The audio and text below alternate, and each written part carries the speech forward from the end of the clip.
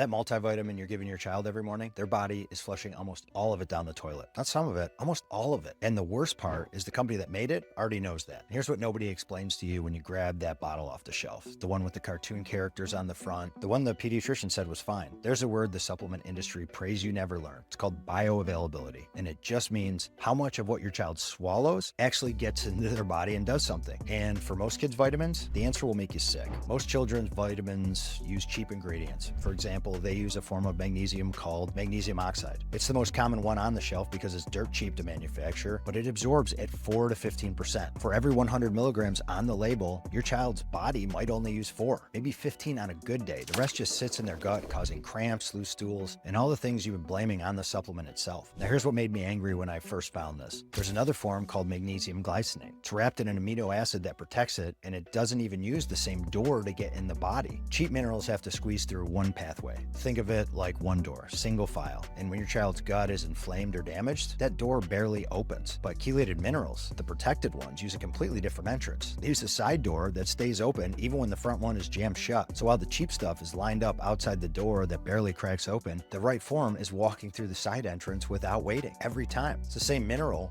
wildly different result, all because of the form. But that's not the part that should scare you. Let's talk about folic acid because this one is personal. Most kids' vitamins use synthetic folic acid. Your child's body has to convert it through a series of steps before it can use it. And those steps have a speed limit. Research shows that above 200 milligrams in a single meal, the conversion enzyme can't keep up. Whatever doesn't convert piles up in the blood. And that pile up doesn't just sit there doing nothing. It actively blocks natural folate from doing its job. It competes for the same receptors. It clogs up the system. Think of it like hiring a worker who can't do the job and won't let anyone else do it either. But here's the number that should stop you cold. There's a gene variant called MTHFR that reduces your body's ability to process folic acid. In the general population, maybe 20 to 40%. In kids on the spectrum, 75 to 98%. That's not the wild part. Some of these kids have as little as 30% of the enzyme activity needed to make that conversion work. So the folic acid shows up, the body can't convert it at all. It just piles up and it blocks their folate their brain desperately needs. So here's what makes me want to flip a table. The government requires synthetic folic acid in bread, cereal, pasta, and flour. Your child is getting hit with it from every direction and their body literally cannot process it. The fix exists. It's called methylfolate. It arrives already in its active form. There's no conversion, no genetic bottleneck, no pileup. Regular vitamins hand your child's body raw ingredients and they say, figure it out. Methylated vitamins hand them a finished meal, ready to use right now. When my son was first diagnosed, I didn't know any of this. I was a real estate investor, not a scientist. I grabbed what was on the shelf, the cartoon bottle, the one the doctor said was fine. It wasn't fine. And that's why I built Multi Plus. Every mineral is chelated. The side door, not the front door that barely opens. Every B vitamin is pre-methylated. No conversion needed, no genetic bottleneck. And we added bioperine because even the side door needs someone holding it open. Not because it looks good on a label, because my son's body couldn't afford to waste a single milligram. Look at the bottle in your cabinet right now. If it says magnesium oxide, that's the 4% form. If it says folic acid, that's the synthetic form your child almost certainly can't convert. And whether you use ours or someone else's, you now know what to look for. Your child's been swallowing something every morning. It's time to ask how much is actually getting through. The parents who change outcomes for their kids are the ones who flip that bottle around and read the back. And now you know exactly what to look for. I built Multi Plus specifically for kids facing neurodevelopmental challenges because those are the kids who can't afford to waste what they swallow. Now look, I may be a little biased, but I've looked at what's out there and I haven't found a better multi on the market. Do your own research, compare the forms, talk to your provider, but if what I shared hits home today, give it a try. Click the link. I'm rooting for you.